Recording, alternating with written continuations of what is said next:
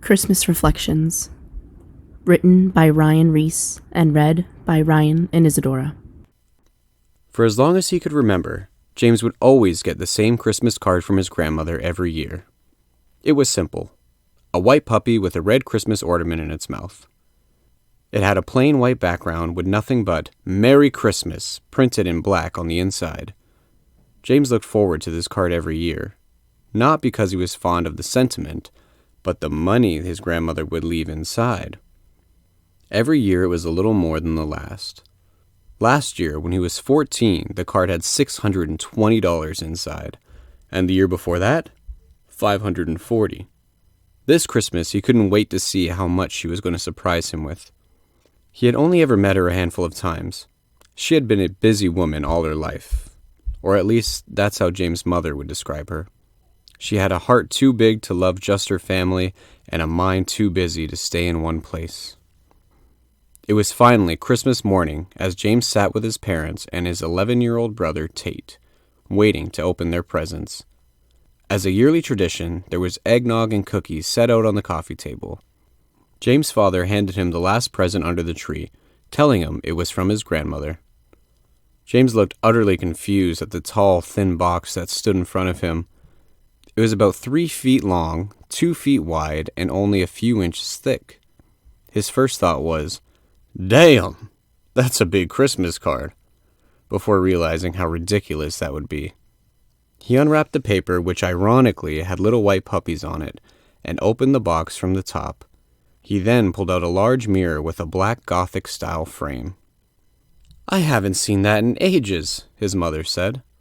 James looked perplexed and a little disappointed until a Christmas card and a little black book fell out from behind the mirror. James' eyes widened as he laid the mirror down to pick them up from the floor. The card was the same as every year, and the book was small with a black leather cover that read "Christmas Spirit" in gold writing. After trying to empty the card and fanning through the book to see if anything would fall out, James was once again disappointed. He took all the presents up to his room and placed the card and book with the rest of his grandmother's cards in a drawer filled with other miscellaneous things. He went back downstairs to grab the mirror. He held it up to examine it, and to check out a few whiteheads he had woken up with that morning. Out of the corner of his eye, he saw a woman in the reflection, standing still in the window behind him. The woman looked just like his grandmother. He quickly turned around to catch her gaze, but she had vanished. He ran to the window, then to the front door, expecting to see her standing there. But nothing. He brought the mirror upstairs to his room and decided not to hang it on his wall. Instead, he placed it between his night table and dresser. There was just enough room for it to slide right in. 3 months had passed since Christmas, and every night James dreamt about the same dark figure creeping into his room. A ghastly, tall entity would always greet James as he slipped into sleep. Perched up on his dresser, the silhouette of a demon seemed to be watching him. James would almost have an outer-body experience during these nightmares, as if his soul was floating above the scene, the demon's red eyes fixated on his dormant body. They seemed to be getting worse as time went on. Each night he would notice another little detail about the demon: long, curled fingernails, wrinkly gray skin, even the putrid smell coming from his body. Not only that, but the figure would continue to inch closer to James every night. During his waking hours, James noticed he was hitting a real patch of bad luck. From striking out with a girl named Leah by embarrassing himself right as he asked her out to the school Valentine's dance, to breaking his left arm on his 16th birthday after slipping on ice. He even failed his G1 test, and his academic streak at school was taking a hit too. James blamed his nightmares and lack of sleep for his bad grades and clumsy behavior. A week after his birthday, which was March 12th, James's mother had awful news to share with her family. With tears in her eyes, she sat everyone down and said, "Grandma's gone." James hugged his mother, but he had no tears in his eyes. Neither did his brother. They didn't really know her, especially Tate. They were more sad that their mother was crying. Later that night, James' mother went to his room to see if he was okay. James told her he was fine as he laid on his bed playing a handheld video game. She forced a smile, and as she turned to leave, she noticed the mirror hidden away. "James, if you're not going to put that mirror up, can I have it for the living room?" "Of course, Mom. No problem," he kindly replied. The next morning, James was surprised at how rested he was. Not a single nightmare. The rest of the school year was getting better too. He couldn't get his crush to go out with him, but when a new girl started at the school, she seemed to take a liking to James right away. James would even say that she was a lot prettier and nicer than Leah too, and her name, Jasmine, just felt better coming from his mouth than Leah. He got his G1 that summer, and when the school year started again, James and Jasmine had all the same classes together. By the end of the year, James had forgotten all about his nightmares, and even though he walked by it every day, he had even forgotten about the mirror.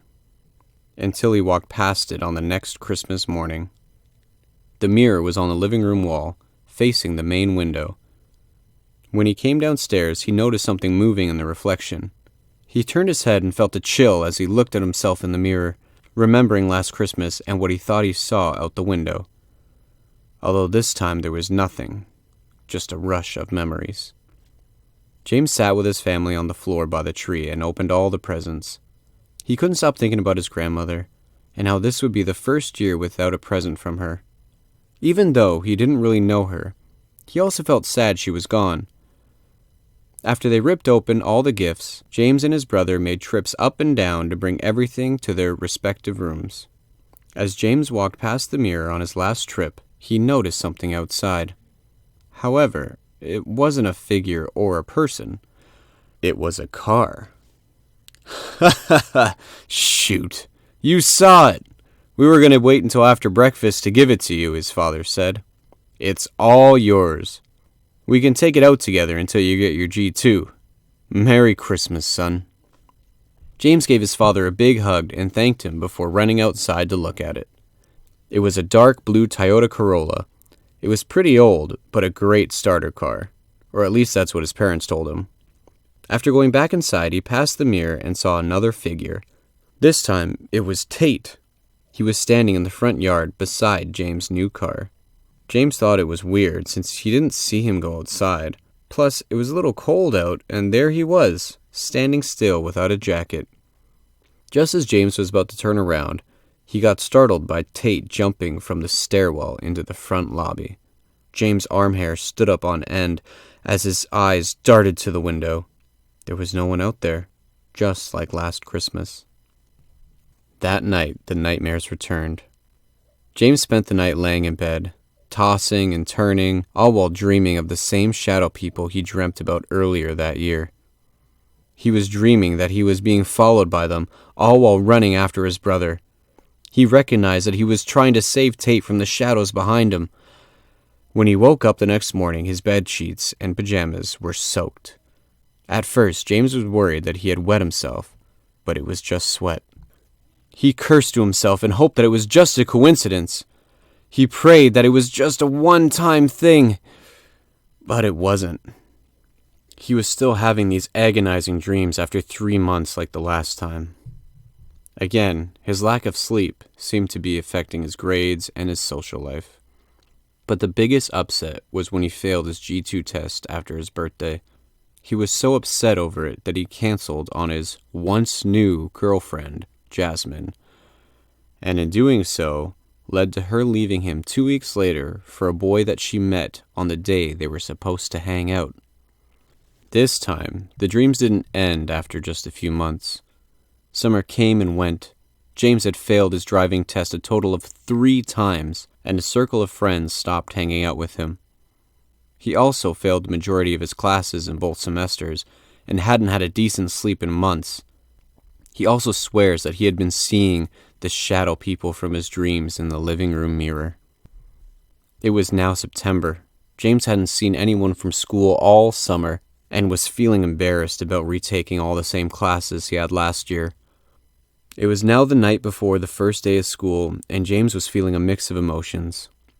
He was so angry with his dreams and sad at what they had done to him that he decided to ask his mother about seeing a sleep doctor. She could see tears swell in his eyes and said she would set him up with an appointment first thing in the morning. James figured it was better not to sleep tonight. He made a cup of coffee when everyone went to bed and played video games to try to keep himself awake, but it was no use. James had fallen asleep just after 4 a.m. He passed out in his bed while holding his game controller. He then had the most vivid and intense dream he had had yet. James dreamt that he was in a void. He was surrounded by shadow people and could not move. He heard loud buzzing noises with blood-curdling screams coming from the blackness around him. The sounds all stopped suddenly as he saw his grandmother's face floating in the dark space. She looked sweet and happy to see him. She smiled, and as clear as day, she said to him, "Read the book." She smiled a bit bigger and repeated, "Read the book." Then James could see her smile turn menacing as her eyebrows sunk closer into her eyes. She continued to repeat herself, "Read the book." over and over, more and more angrily than the last time. The buzzing sound returned, piercing his ears as the soundtrack of his grandmother's voice got louder. "Read the book. Read the book. Read the book. Read the book." Until finally, she said it so loud that it woke him up. James jumped out of bed as he looked around to see if there was anyone else in the room. He swore that he could still hear the remnants of the echoes of his grandmother's voice from that final demand to read the book. But he didn't know what she was talking about. What book? He thought to himself. He laid his head back down on his pillow just as his alarm went off. No, I don't want to go to school. I just want to sleep, he said as tears streamed down his face. Just as he said that, he heard a distant fumbling noise, followed by a loud bang. He got up to see what it was, and as he reached for his doorknob, he heard his mother scream. He swung his door open and rushed towards his mother's cries. She was at the bottom of the stairs holding Tate. He had fallen from the top step, snapping his neck on the way down. He saw his father on the phone with the 911 operator as his mother sat, rocking her son's still body. James's head began to spin as his stomach began to turn. He leaned towards the wall at the top of the stairs and slid down, his muscles caving from shock. With his knees pressed up against his chest, he could do nothing but breathe heavily while rocking back and forth with his eyes wide open. That night, the nightmare stopped once again, and when James returned to school in the middle of October, he was greeted with smiles and hugs from all of his old friends. His teachers and the principal even agreed to give him 100% on all assignments and tests that he had missed while away. They even promised him a passing grade for the end of the semester. His nightmares of shadow people and dark voids were replaced with dreams and nightmares of his brother. He would admit that they weren't as bad or intense, but he still wasn't having the best of sleep. By the beginning of December, he had passed his driving test and even got an apology from Jasmine. She even gave him a compliment, saying that he was a way better kisser than her new boyfriend. James still felt like a tired mess, but his luck seemed to change since the passing of his brother. He figured that's what happens when everyone feels sorry for you. Even Leah started talking to him again. She didn't have much to say, but before his brother passed, she wouldn't even look at him in the hallways. James had made it to another Christmas, except without his brother by his side. This year there was no tree or decorations. James even specifically asked for no presents, as it didn't seem right that he got to open gifts, while his brother did not. His mom and dad called him down later that morning. His dad was holding a jacket that James had been asking for, since his old one was getting small and tattered. They said they got it for him before he asked for no presents, and that it wasn't for Christmas. "It's just a gift because we love you," his father said. They all cried and hugged each other. James's mother wiped his tears away and told him to try the jacket on. He put it on, and out of instinct, he looked at himself in the mirror. Then all the memories of the shadow people and his grandmother's voice flooded his head. But that wasn't the part that scared him. When he looked in the mirror, James saw Leah standing outside the window. His heart sank into his chest as he hoped and prayed that it was really her standing outside when he turned around. But there was no one there. James thanked his mom and dad for the jacket and told them that he had to make a phone call. He ran into his room and called Leah on her cell phone. When she didn't answer, he tried her home number.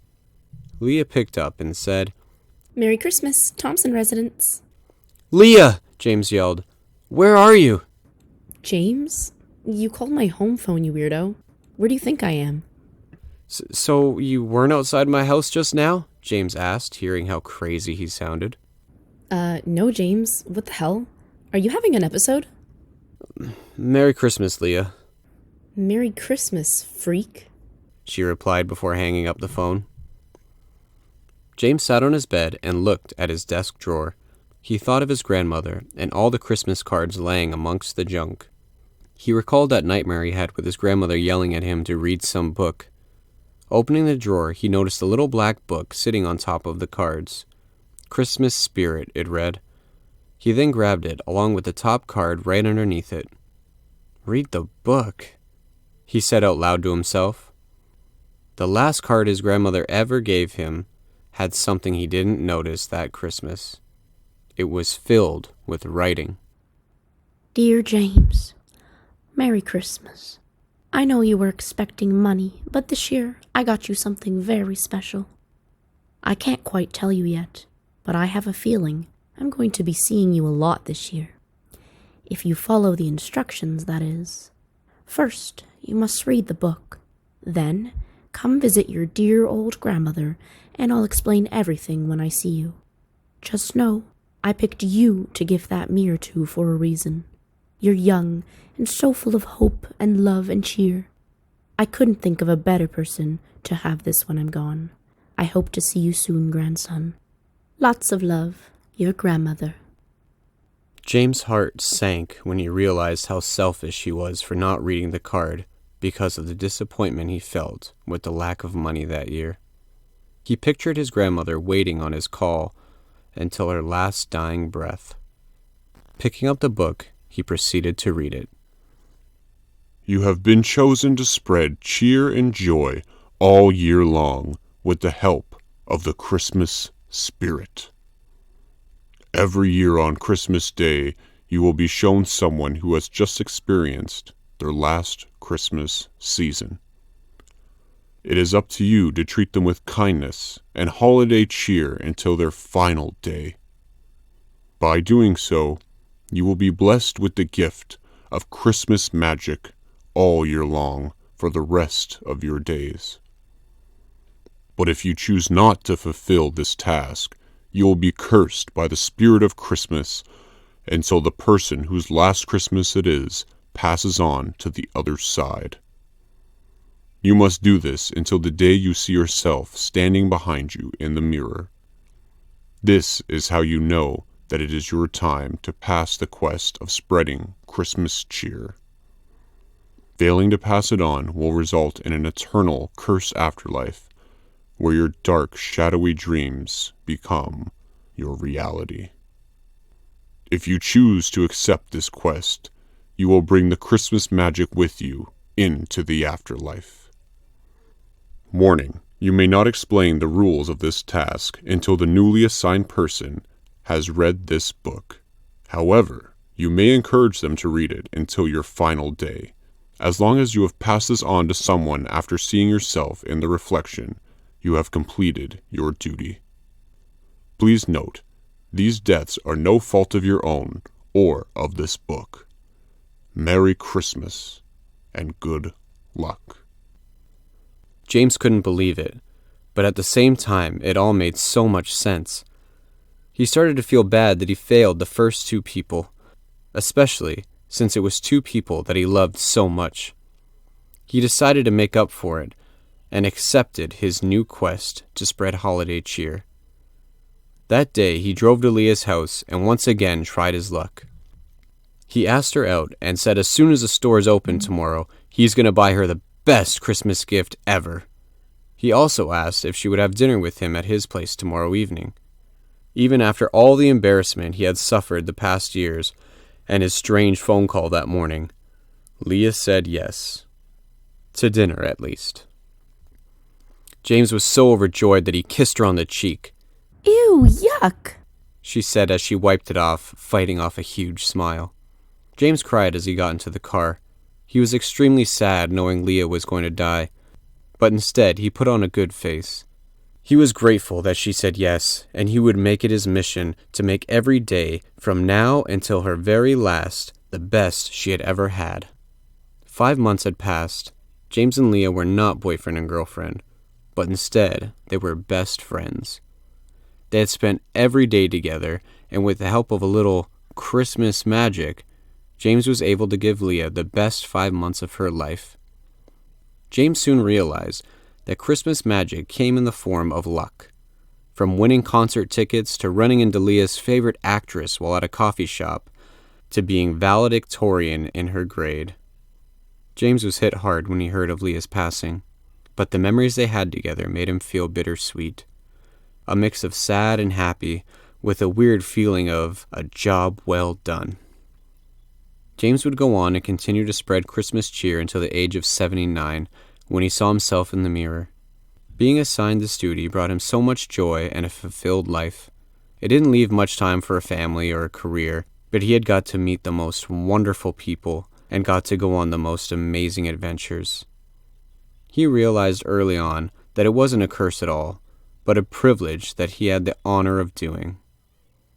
The true magic of Christmas is very simple. It lives on in those of us that see it for what it is. Love and joy spread through traditions for generations to come. The magic lies in all of us.